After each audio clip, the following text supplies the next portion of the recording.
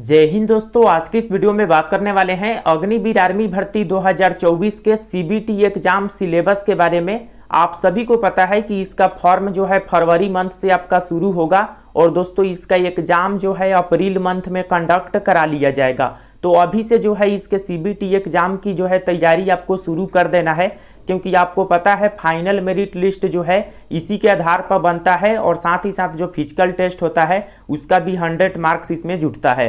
तो देखिए दोस्तों, एग्जाम सिलेबस इसका क्या है सीबीटी एग्जाम का। आज की इस वीडियो में सोल्जर जीडी हो गया, ट्रेड्समैन हो गया, क्लर्क हो गया, टेक्निकल हो गया, सभी ट्रेड का जो है एग्जाम का सिलेबस आपको बताएंगे।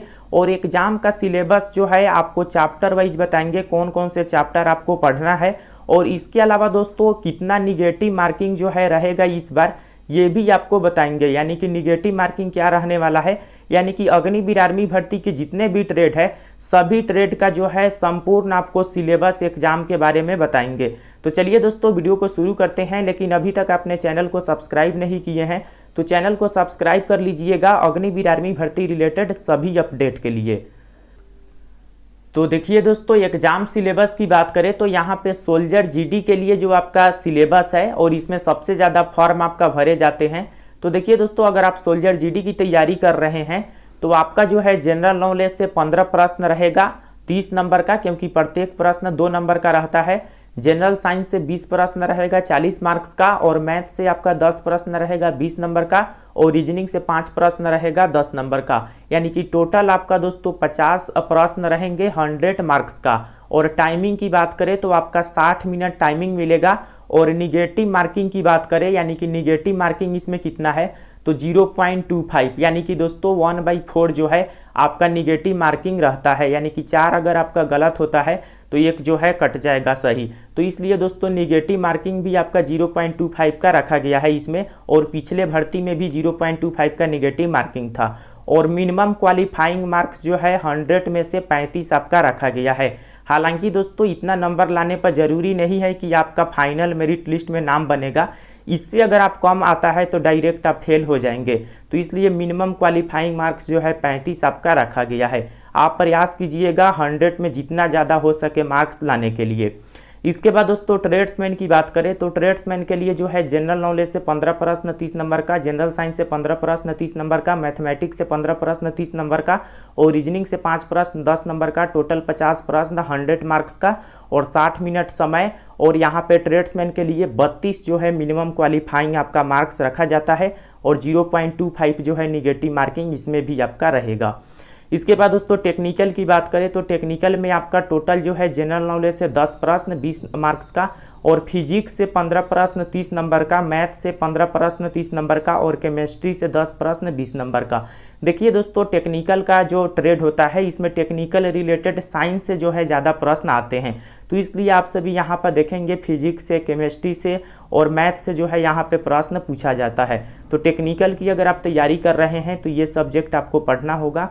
और यहाँ पे ये 60 मिनट आपको इसमें भी समय मिलेंगे, यानी कि 1 घंटा। और मिनिमम क्वालिफाइंग मार्क्स इसमें 40 रहेगा। इससे कम आता है तो डायरेक्ट आप फेल हो जाएंगे इसमें भी, और इसमें 0.25 का निगेटिव मार्किंग देखने को मिल जाएगा। इसके बाद दोस्तों यहाँ पे क्लर्क या स्टोर कीपर टेक्निकल की बात करें तो इसमें 2 पार्ट में एग्जाम होता है, पार्ट ए और इसके अलावा एक पार्ट 2 आपका होता है। तो देखिए दोस्तों, पार्ट ए के अंतर्गत आपका जनरल नॉलेज से 5 प्रश्न रहेगा 20 नंबर का, क्योंकि इसमें प्रत्येक प्रश्न 4 मार्क्स का हो जाता है। आप सभी को बता दें क्लर्क या स्टोर कीपर के लिए थोड़ा सा सिलेबस अलग है, क्योंकि इसमें जनरल नॉलेज से 5 प्रश्न और 20 मार्क्स का ये एग्जाम होगा, क्योंकि प्रत्येक प्रश्न 4 नंबर का है। और जनरल साइंस से 5 प्रश्न रहेगा 20 नंबर का, मैथ से 10 प्रश्न 40 नंबर का, और कंप्यूटर साइंस से 5 प्रश्न 20 नंबर का, 25 टोटल प्रश्न रहेगा और 100 मार्क्स का। इसके अलावा दोस्तों पार्ट बी में आपका यहाँ पर देखेंगे तो इसमें आपका जनरल इंग्लिश रहेगा 25 प्रश्न 100 मार्क्स का। तो पार्ट बी के अंतर्गत यानी पार्ट 2 के अंतर्गत केवल इंग्लिश 25 आपका पूछा जाता है, और बाकी सब्जेक्ट से जो है 25 प्रश्न रहेंगे। टोटल 50 प्रश्न हुआ 200 नंबर का, क्योंकि प्रत्येक प्रश्न 4 नंबर का है, और 60 मिनट आपको इसमें समय मिलेंगे। तो दोस्तों इसमें भी नेगेटिव मार्किंग आपका 0.25 का ही रहता है। तो ये इसका एग्जाम का सिलेबस है और इसी के अकॉर्डिंग आपको तैयारी करना है।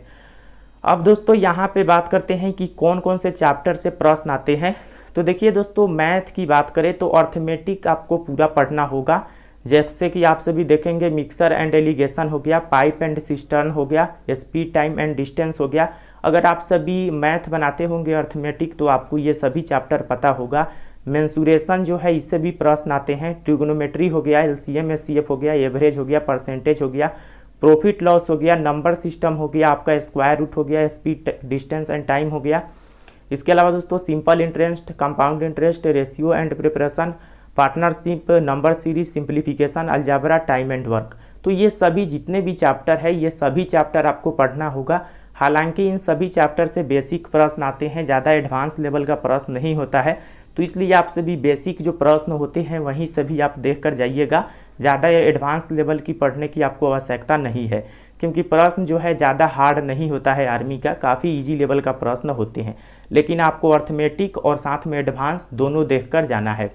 इसके अलावा दोस्तों रीजनिंग के अंतर्गत ये सभी चैप्टर से आपको प्रश्न आएंगे, तो रीजनिंग भी आपको पढ़ना है, क्योंकि रीजनिंग से भी प्रश्न आते हैं।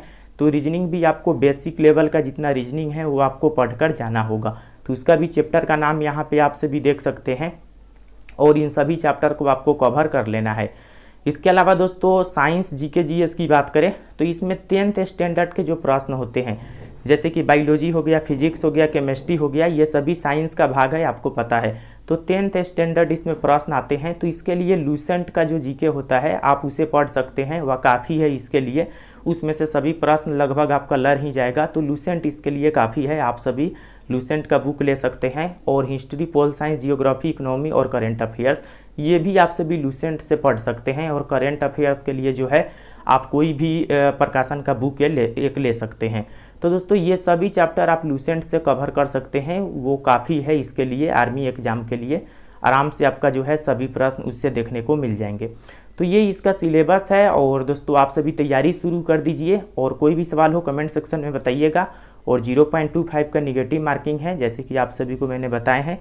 और कोई भी सवाल हो तो कमेंट सेक्शन में पूछिएगा। फिर मिलते हैं नेक्स्ट वीडियो में, तब तक के लिए जय हिंद, वंदे मातरम।